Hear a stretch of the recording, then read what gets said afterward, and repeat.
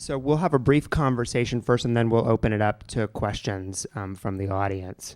And Miriam, I'm going to give you the first question. Please go ahead. Sure. I'm happy to. Should I mic myself? Thank you. So, this is such a remarkable film. For me, this is the third time I've seen it, and it is a lot like a Baldwin text, in that every time I see it, I see something new. I understand something new. I imagine something new from it. I think the thing that is one of the most moving things about this film is the way that it stages in these sort of concentric circles, like Baldwin reflecting on comrades that he has loved and lost, that he's talking about the first time he ever met Malcolm X, the last time he saw Lorraine Hansberry, the first time or the last time that he was with Medgar Evers. And at the start of this screening, you talked about the first time you encountered James Baldwin as a young man, encountering his work. And I wonder if you could talk a little bit about what kinds of problems Baldwin was helping you to solve at that time, what kinds of concerns he was helping you to see fresh or in a different way. Well, there are many things. Probably the fact that at the time, in the 70s,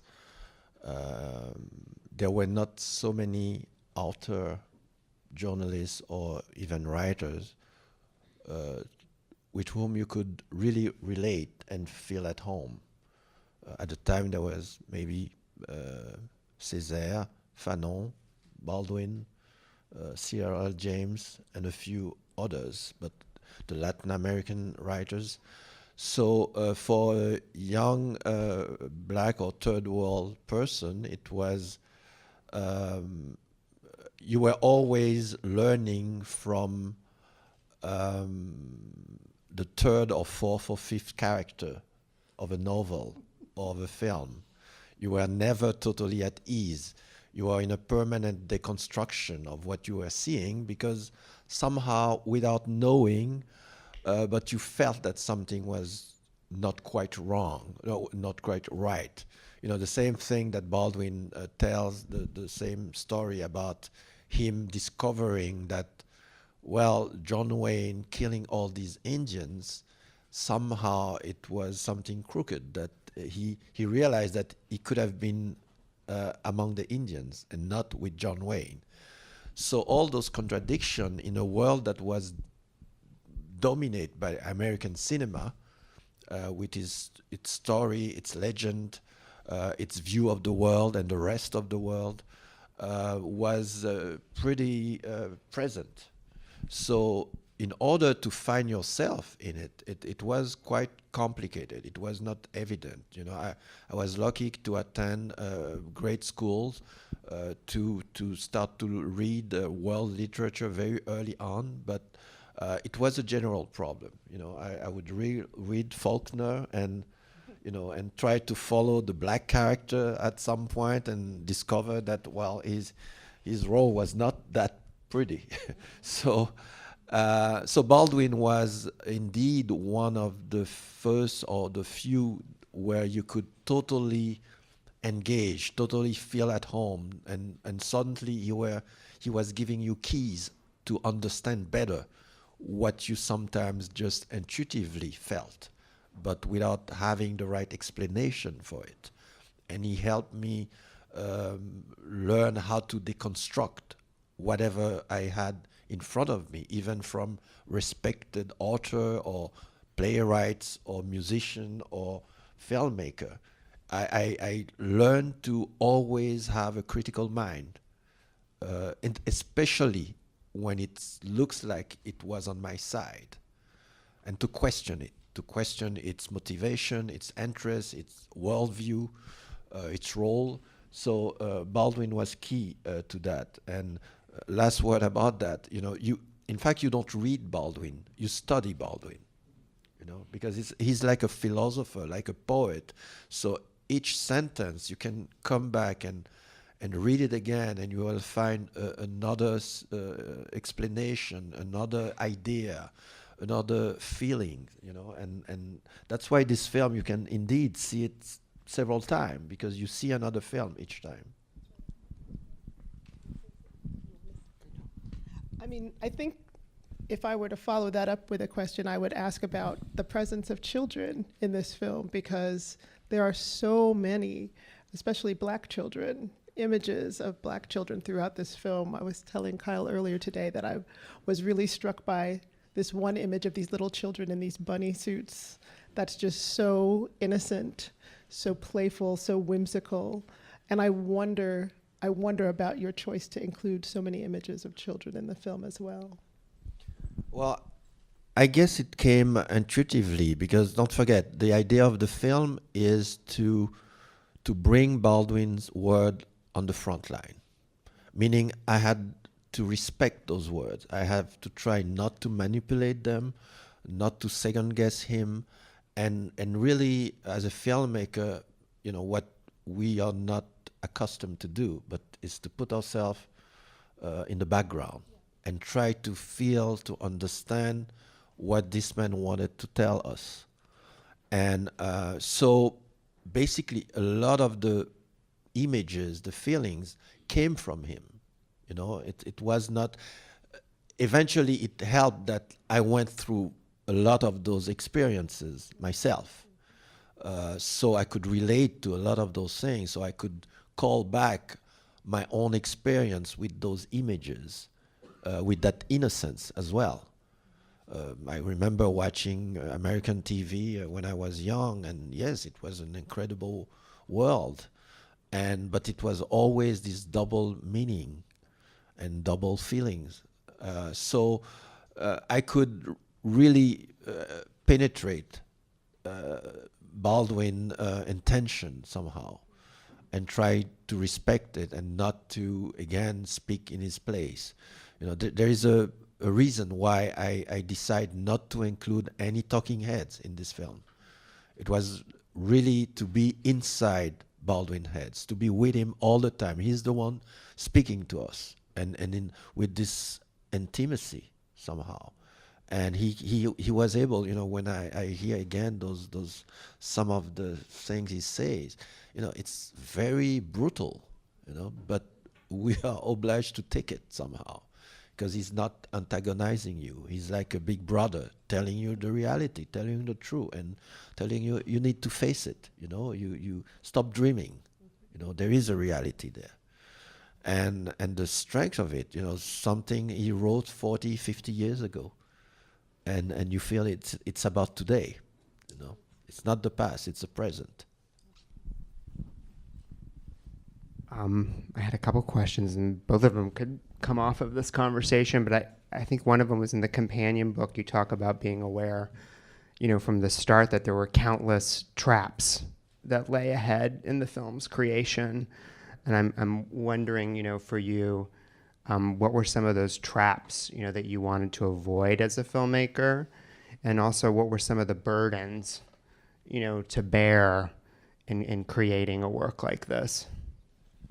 Well, the obvious trap is to start to make a film for which you have no models. You have your basically, the only thing is that you have this incredible access to this material.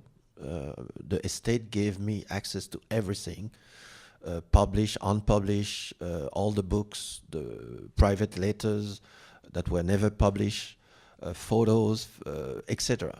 So now you have this treasure, and so you can't afford to do a bad film. That's the first trap. So, and also it's at the moment where almost everyone had forgot about Baldwin. So it was also the obligation to make sure that Baldwin would be back and that we would never forget him again. And the third aspect is what I said before, how do you make a film with a voice, and you are going to see the real person speaking, so you will recognize its voice, and then have another voice that is also the same person. How to do it in a way where it doesn't distract, or where you don't have to jump from one to the other and ask too many questions. And so that was something that I had to develop and to find out on the editing table, in the recording that we did with the first voice in order to edit. It was a trial and error all the time, to find the right image, to find the right length, to find the right music, because the film can only function if every piece of it is exactly at the way it should be, and the way it should be. So, in terms of Trapped, it's basically, there is to start an adventure where you don't know how long it's going to take. I didn't know it will take me 10 years to finish, for different reasons. But it also gave the time necessary to be mature, to erase things that were, too much or too redundant, and to really be precise. And it seems simple somehow today, when you see it in this continuity, but every piece of it was the result of a very long process. And so the second part of your question was about I think it's about like burdens, what? Yes, well, the burdens, exactly, that you couldn't, you couldn't mess up this film, it's, a lot of people, I felt like somebody who was a fraud at some point, because friends would ask me, where is the film, are you still, I say, yes, I'm on Baldwin, 6-7 years after that. So it's, there is the pressure around you. But the one way fortunately, I was able to escape that is that I decided to produce the film from the start. So not to have to answer to anybody, to find my own rhythm, to be responsible with my own decisions.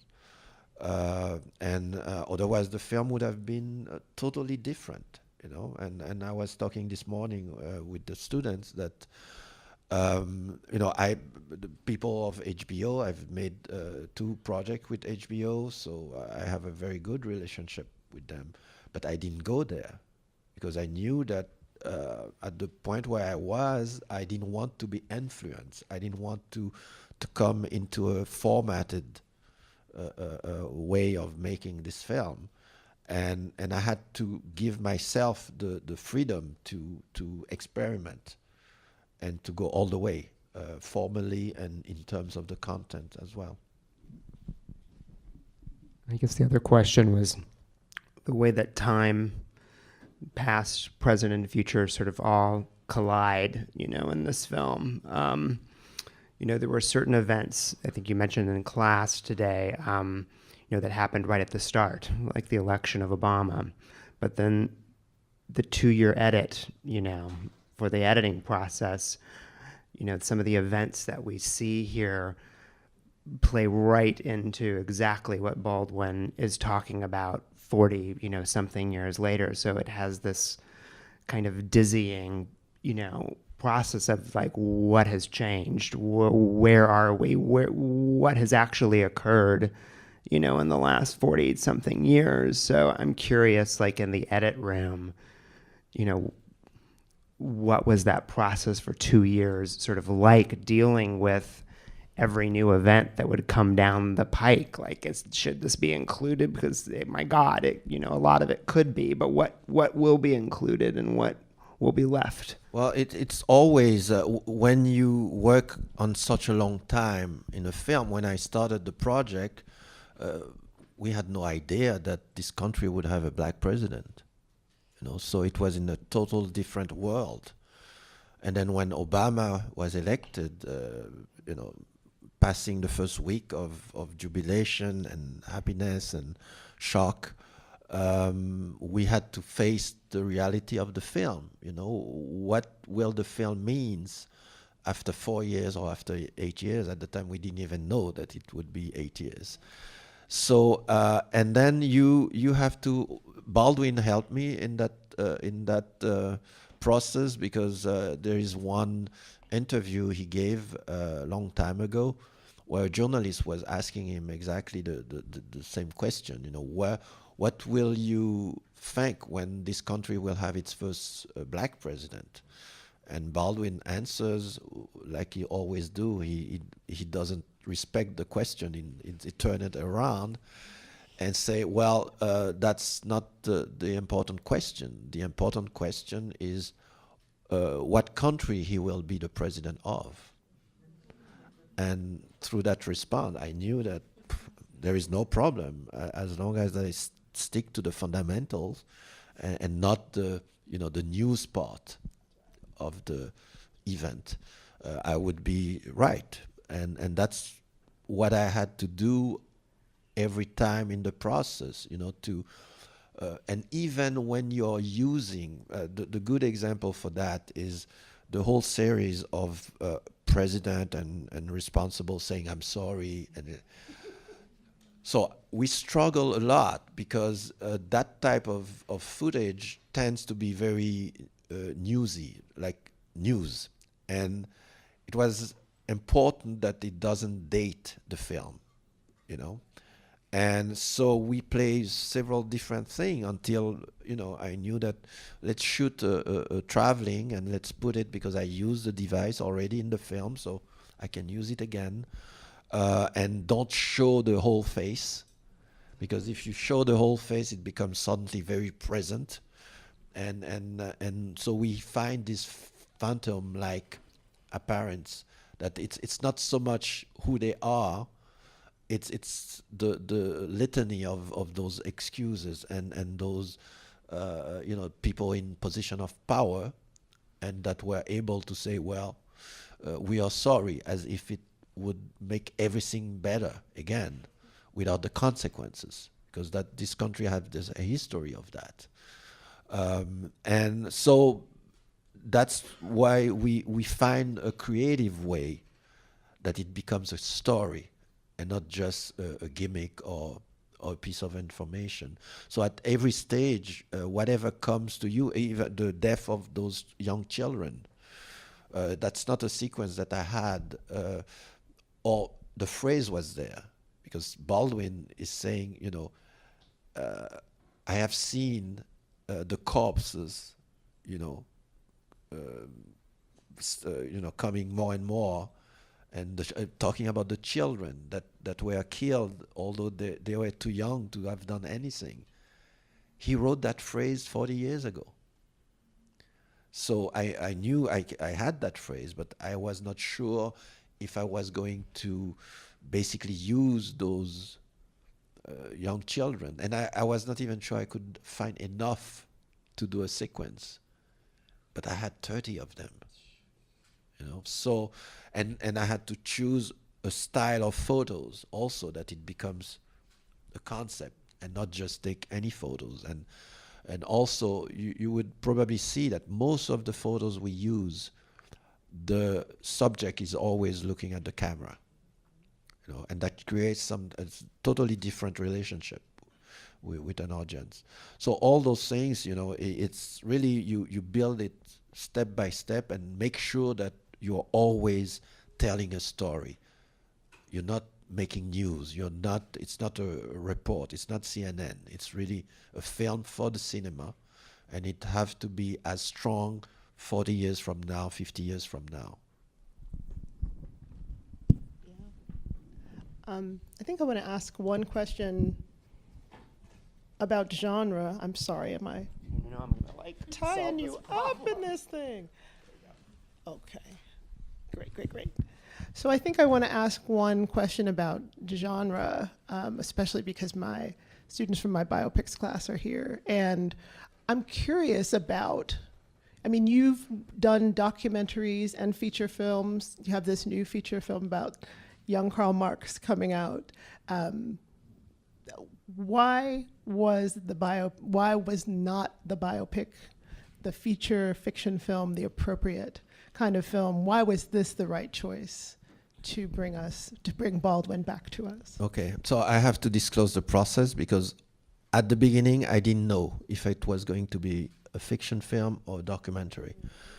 And in fact, when I had the rights, I started working with a playwright, a woman I've known and that I love her work.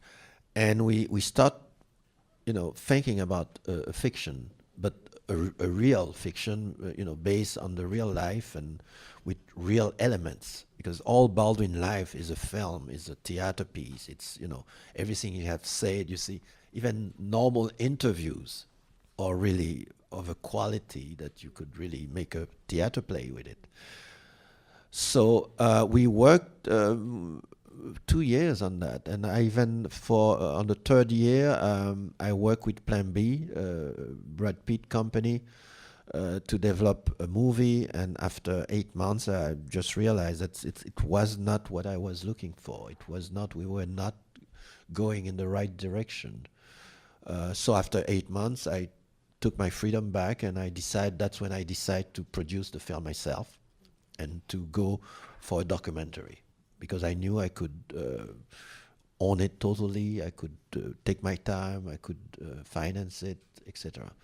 So the decision comes sometimes from many different places, and also I didn't have that organic reason to make the film. I had so many ways to start. I had all the books, I had the personal history, I had all sort of testimony, and that came in the form of this package I got from Gloria, because we were always in contact. I would visit her, or I would go into the boxes. This is Baldwin's sister. Baldwin's sister. And she was in the process of putting everything together for the New York Public Library, because they sold the archive to the library. And then she would also discover stuff, and she would send it to me. And one day she sent me that manuscript of those notes about Remember This House. And that was the moment where suddenly, she sent it to me saying, "Raoul, you will know what to do with it." It was like a sign somehow. And discovering this incredible idea of a book about 3 of his friends. And he wanted to write the book of America through the life and death of those 3 friends. For me, that was the film. And the book don't exist. So, and having access to everything, the connection was, well, I'm going to look for that book, because I'm pretty sure that it's there. It's in there somewhere. And that's what I did. And then I had a really organic entry to a film. I had a motivation. I had a red line that I could follow. The notes, there were more or less 30 pages. But those are notes of a writer, so they are not finished. But I could, all the phrase about the 3 friends are from those notes, because they were very precise. And he writes like a poem, when he says something about how the 2 men became closer and closer, and that Malcolm was one of the people that Martin saw on the top of the mountain, and Medgar was too young to have seen that. And so it's like a song, it's a poem. So that's so beautiful, and you know that, okay, I have a story. And then the rest I gathered everywhere, and piece by piece. Maybe one more? What, Justin in the back, how much time do we have?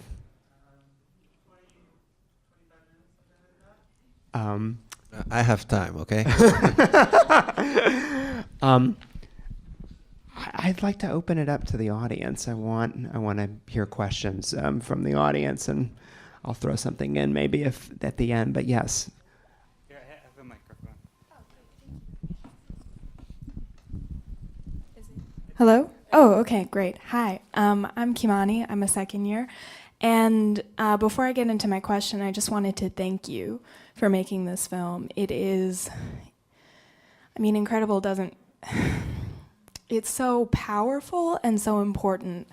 And so I wanted to thank you for that. And so I was wondering, what are you most proud of in terms of representing Baldwin's legacy and talking about the history and tying in current events in the United States and in the world? So that's my first question. And then my second question is, what advice would you give us as young artists, as people trying to represent our stories? What advice would you give us?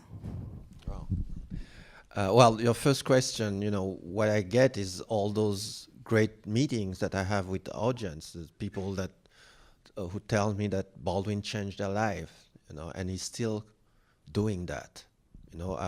I went in very different places, from Brazil to Australia to Sweden, and he's doing the same job everywhere, and he's pushing people to question their lives, to question their responsibilities as well. And what he says, that comes again and again, you have to take responsibility for whatever is happening around you, because you are part of the story.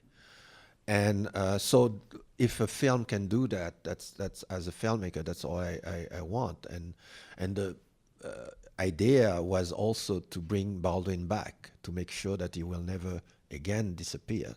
And that I see everywhere. His books are being published again, everywhere in France, in Europe, here. The sales of his book have gone up, and the idea is really to bring him in the curriculum everywhere, in schools and university, so that he gets the accolade that he deserves for his work. And as far as telling you what to do, it's hard. There is no recipes. It's really to first of all to work and work. There is no miracle.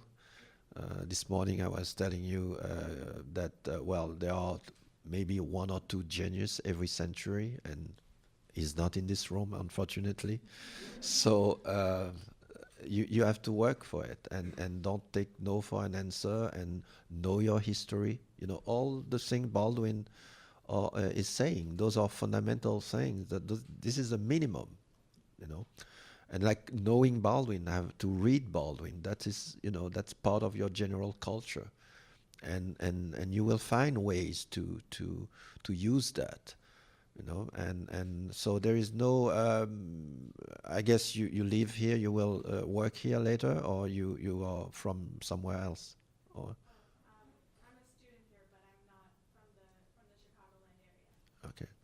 Well, the one thing, especially film student here, is that you are potentially in an industry that knows what he wants, that function based on profit most of the time, and it's tough as a young person to resist to certain offers, and it's hard to find your own voice, because in particular today everything is formatted, so it's hard to find your own original voice and do things differently. This film, I would never been able to describe it to you. In fact, each time I wrote a pitch, it didn't make sense. Say, yes, I'm going to use archive, but also news, also photos, and everybody would say it doesn't work. So I would have stopped, because all those voices would have preventing you to take the risk. So it's really, there is no recipe. You have to fight your own battle and resist and find your own weapons, and which is knowledge. You need to know your own history and the history of where you live. Otherwise you can't really fight. Hi, I'm a grad student at the University of Chicago. And you mentioned that Baldwin was forgotten in the early 2000s, but in the past 5 years, we've seen, like you said, a spike in attention to him, especially after Between the World and Me came out, and people brought attention to that. but 2 years ago I was at a conference at the American University in Paris. It's a Baldwin conference, and it was interdisciplinary. They had artists and so forth. But there was, besides, although we were celebrating, there was a concern that, I guess in this age of internet and media, he was being turned into aphorisms. You go on Facebook and you'll see quotes of his, you'll see quotes throughout the news and such. And it's not really possible to, like you said, you need to study Baldwin. So what could you suggest to us, people who are studying him, people who want to push on his art, to push against this so he doesn't get turned into what we've seen happen to, say, Ralph Ellison or some of these other black artists that are easy to reduce, so that we don't have to deal with their the difficulties and the difficult questions they pose? Well, again, I don't have a recipe. The film is somehow a response to that. There is a reason why I didn't want to go through all the interpreter of Baldwin, and different community wants to take him for their own causes. I know the gay community, not the gay community, certain organization. It's one of the critiques they did to the film is why I didn't put Baldwin, as a, how to say, no, well, he's a gay man, but as that the cause is more central in the film. And I said that I would be interpreting Baldwin like a lot of other groups are doing. That's not my role. My role is to put him raw to the public, and the public will decide. But I can't instrumentalize him, So, and that's what was difficult too. I didn't want to go in any particular direction. It was about how do I follow his words? How do I put them the best way possible, make them understandable the best way possible? And I do hope that the film will help, and it's doing that already, will send people to read his book again. There have been now multiple re-editions of his work in all those countries where the film came out. The film was bought in more than 70 countries throughout the world. And each one of those countries are bringing his book back again, including in this country. The sales are way up for Baldwin. And the work is continuing. The film will air on PBS in February, I think. So there is a campaign again, and we have a big project of outreach, making sure that the books goes to schools and to universities. So it's a 2-year project, outreach project. And so, yes, I think the film will contribute to that and make sure that you will never be forgotten again, ever. What's another question?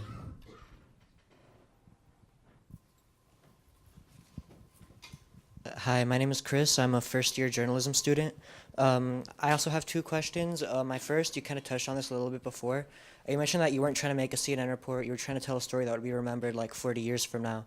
So when you're in the editing room crafting this story, how specifically do you ensure that it's not just like fact after fact after fact, it's actually like an emotional and human story? And my second question is just, I'm sorry if seems a little bit too simple, but what specific advice would you give for somebody trying to break into the documentary film industry? Okay, to your first question, again, the key is to always tell a story. You want to be a journalist. That's not what journalists do, actually, because journalism is about something that just happened, and you have to report about it and try to be as truthful as possible.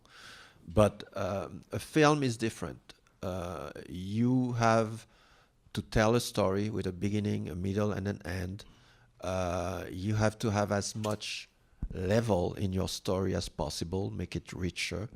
That's people watch more than just a fact, but also you leave space for the audience also to bring its own story or its own experience in watching the film.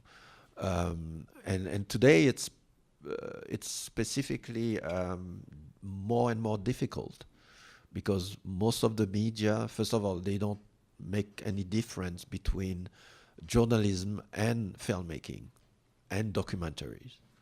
CNN brings now a CNN documentary, but most of the time for me they are just reports. They are news items. It's very hard sometimes to watch them more than once. So it's something totally different. And most of the big network and Netflix, HBO, etc., they want to have their style. So they try more and more to format your film. Certain kind of music, certain kind of edit. You have to explain. The first cut I showed to our partners in America, there was this tendency to explain everything.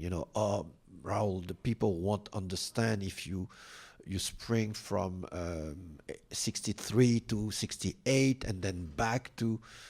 I said, no, you have to trust the people. And then we are still editing. And the idea is that exactly the people will not have that problem, because you tell a story the way that they can adapt to that. But normally they would want you to really explain, to be very pedagogical, and that's not what is filmmaking. You have to give space. You have to be able to go into poetry. You have, and not everything has to be clear and understandable at first sight. So you have to play with your audience as well, and this is something that you do less and less. See anything you see on TV today, even reality shows. Everything is not only play, but again there is somebody that comes and explain to you. Oh, Giselle didn't want to do this, but I had to tell her. So you have the explanation of the explanation. So, it's a sort of robotization of your brain. Documentary is something else. And it's about people. It's about when I was studying documentary, it was a scandal if you would go somewhere, let's say in faraway country, for just 10 days and come back with a documentary. You don't do that. You spend 6 months with the people before you start a camera. But today, any journalist, any person goes in the intimacy of somebody who just have a trauma and have those shots. The person is crying and your heart is bleeding. But what is the story you're telling? You're basically making subjects of those people, object of those people. And you're not really telling. When I see reports about my country, Haiti, at each catastrophe, the whole world comes in Haiti. But in fact, none of those reports make sense to me, because I would interview totally different people, And so that's the world we are in. And when Baldwin says, watching the television today, and he mean 40 years ago, is like the use of narcotic. Imagine what he would have said today. Another question? Hello, Mr. Peck. Thank you for your time and being with us today. My name is Elizabeth. I'm a senior here. I'm also in Professor Petty's class on race in the biopic. My question, you said that you wanted to frame your film as if you were in Baldwin's head, and to your credit, the documentary feels a bit dreamlike, as if Baldwin himself is speaking to us from beyond our current plane of existence. And documentaries usually, I feel, are hyper-realistic as they try and ground themselves in our reality. Was this dreaminess intentional? And if so, how do you feel that it accomplishes the job of portraying a very real person in a very reality-grounded genre? Well, again, I didn't want to do a biography. It's Baldwin speaking, so he's not telling his story, or he's telling it differently. You have an idea of who he is, but it's not about him. It's about his thinking and his writing. It's a totally different approach, you know, and I do think that the film conveyed that, and because the film leaves you space as well, you know. And I'm not trying to put stuff in your head, and there are moments where you can really think and bring your own life into the story, and that's why, like she said, each time you see it, you see another film, because, you know, it's another moment, it's a different, and then you look for something else in the film, and you realize a connection that you didn't see the first time, because the film progressed through different type of association. Sometimes it's emotional, sometimes it's the image, sometimes it's the silence, or sometimes it's the music. So all those different connections, you can make them on very different level, and each time you see the film, it gives you something new.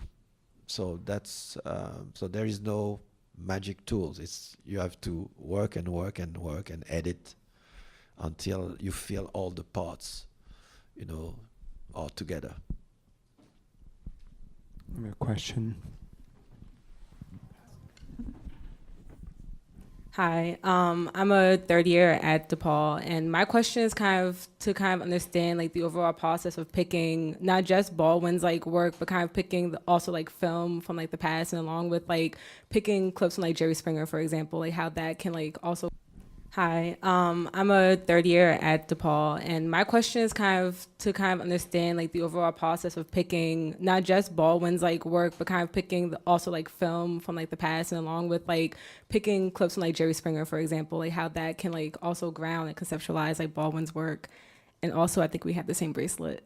That's so a good sign. yeah. Yeah, but what was the question exactly? I didn't get it.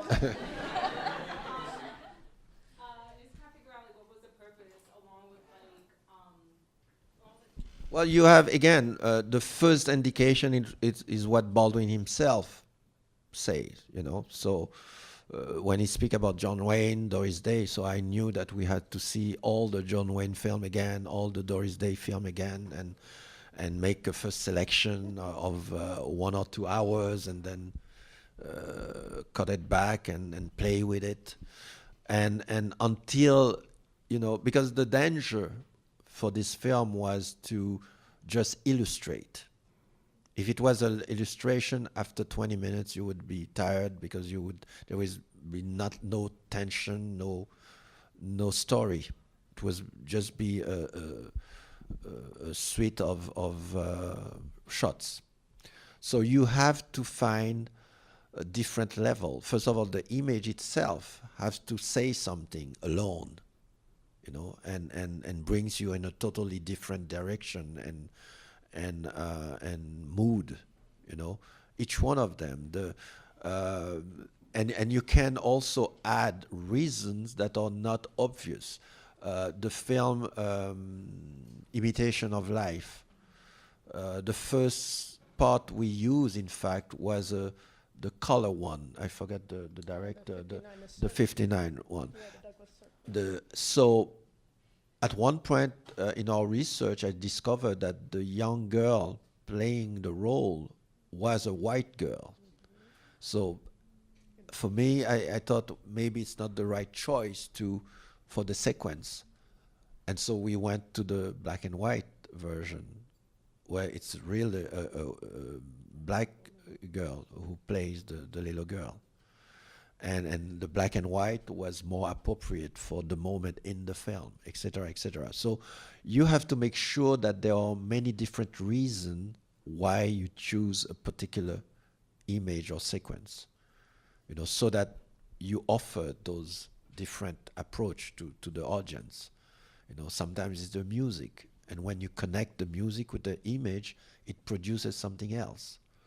So you have to make sure that the film is impactful on all those different levels, not just adding footage after footage, you know, and that there is a story behind the story, and why you use a certain photo, You know, who was the photographer? Like, it was important for me to use Gordon Parks because he's also one important photographer that too many people, not enough people knew, but he did an incredible work of documenting this country. And his color images are less well known. And so I choose him as well, so to be part of the film. Many of the clips from documentary films are colleagues that I knew or friends, and it was important to pay tribute to them as well, because they have been pioneer in those stories. You know, Dick Fontaine, I use footage from Dick Fontaine, from Horace Ove. Those are people who, you know, whose work were important, but who were not that famous at the end of their life, or for some of them. So I always try to find different reasons as well that goes sometimes beyond the film. But that's what gives the patina, the force of this different elements. I'm going to go over to the other side of the room, sorry.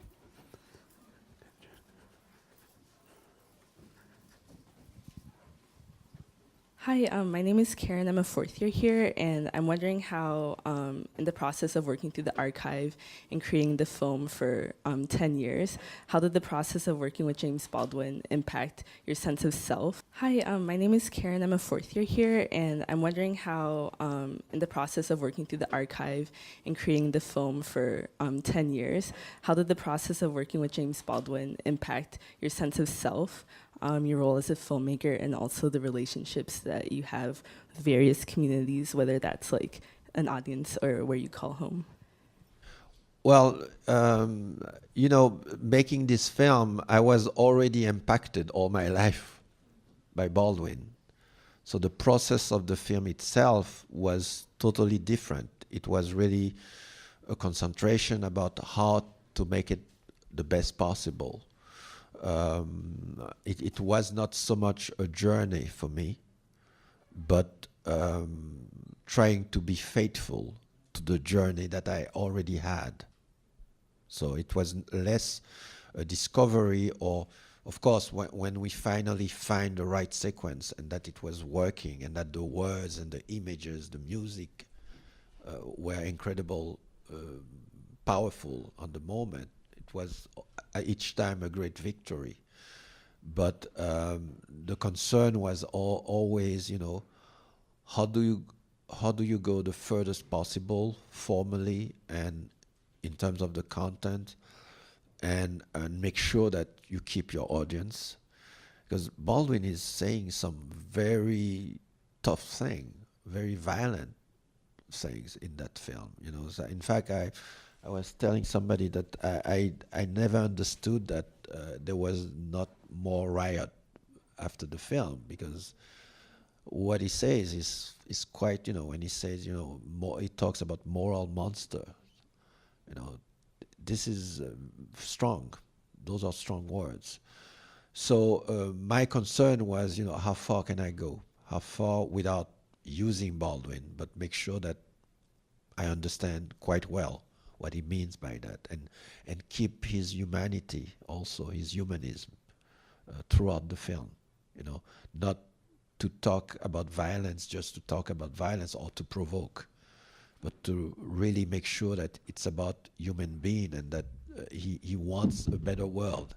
He doesn't want a destroyed world, and he's, you know, pushing us to realize that, to act upon that knowledge.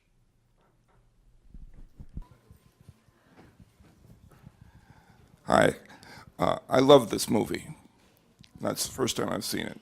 I don't know if I'm wise, but I'm Chris. Long ago, I was a student here at Northwestern, but not in the arts. So I have not yet read Baldwin, but I just retired, so I have time. But one thing I have in common with Baldwin is that I have lived and worked in France, although considerably more recently he did. I noticed that you and most of the other people and organizations involved in making this movie are not American, although Baldwin was writing about America. I was wondering if you could speak to that, and especially now that I've learned that you are from Haiti. This is a country with a radically different foundation, which started with an African revolution. And if you could speak to why it is that this movie had to be made outside of its subject. Well, it's not totally true. It's certain that I would never have been able to develop the project like this here in America. Because the source of money would try to influence the film. They are the gatekeeper somehow.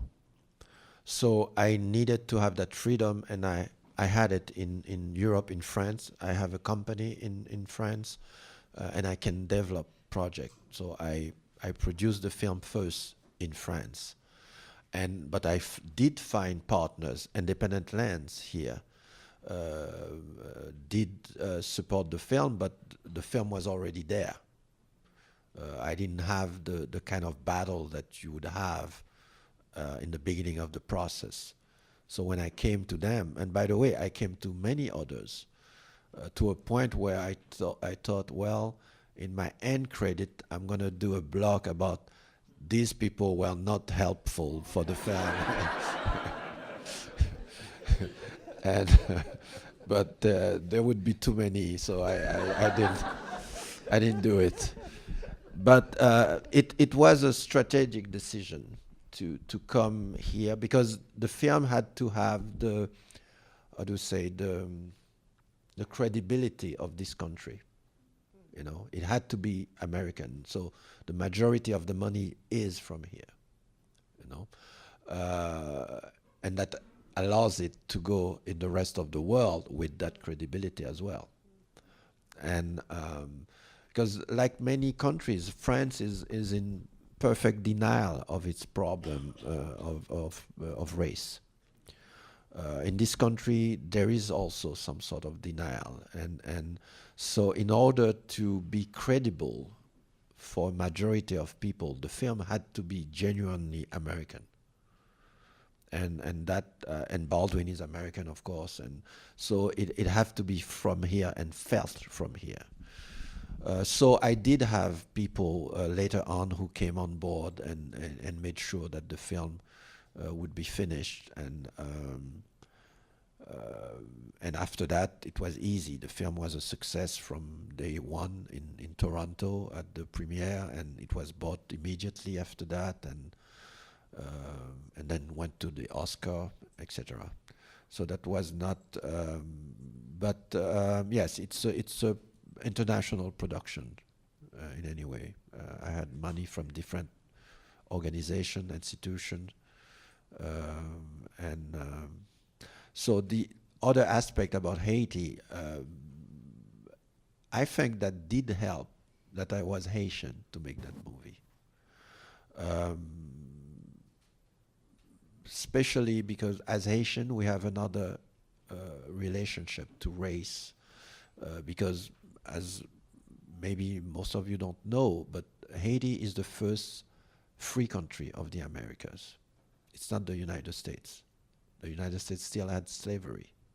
In Haiti, the slave fought against the French army, the Napoleon armies, the Spanish army, the British army, and became independent in 1804.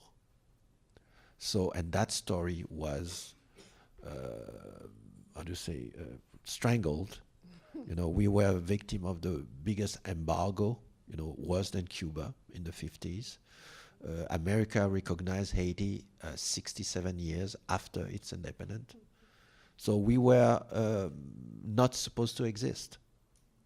Because with Haiti, an independent place where in our constitution, any fugitive who set foot in Haiti was Haitian and was protected. So imagine the whole world around have slavery for many decades again. So everything was done to strangle Haiti. And that story is basically unknown. And we had to pay a debt to France.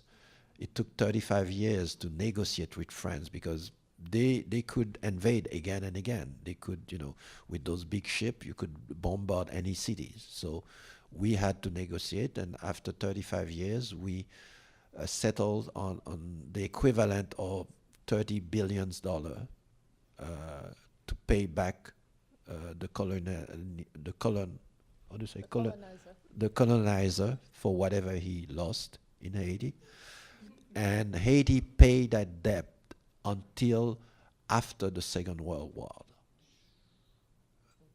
So you can imagine what it did to a country. It basically crippled it. So when today you hear news about Haiti is poor, Haiti is, well, there is a history behind it, and we pay the price for the whole continent, because all the revolutionary who later liberated Latin America, Simon Bolivar came to Haiti twice and got money, soldiers, boat, ship, etc. And thanks to Haiti, a lot of those revolutions happened in Latin America. So that's why I say know your history, because that's important to know where you are and who you are. So in making this film, that's the debate I have with many Black American friends over the years, especially when I was a student, because I went to school here for 2 years, in 1 year in Brooklyn, in New York. And the discussion was a lot of time about, the anger that we felt, and I felt that anger every day as well. But I knew that I could not indulge in that anger, because I was much more than that anger. And this country has a way to pin you down in that anger every day, every little problem, every little encounter. And that's a trap, because you forget that you are a whole human being. You're not just a black person, and you're not at all, like Baldwin said, you are a human being, period. You are named black by other people, but not by yourself. So the capacity to distance myself from this daily anger, I know comes from my own history. So I could sometimes take a little bit distance and know that, I was much more than that. The same way Baldwin, by going to France, suddenly he could breathe differently. He didn't have to watch his back. And that makes a whole difference. And then he could look back to his country and see how the country functioned and what the traps are. And having that distance is key. And so, yes, I do hope in your young, retired year that you can read Baldwin and all of Baldwin. Thank you very much.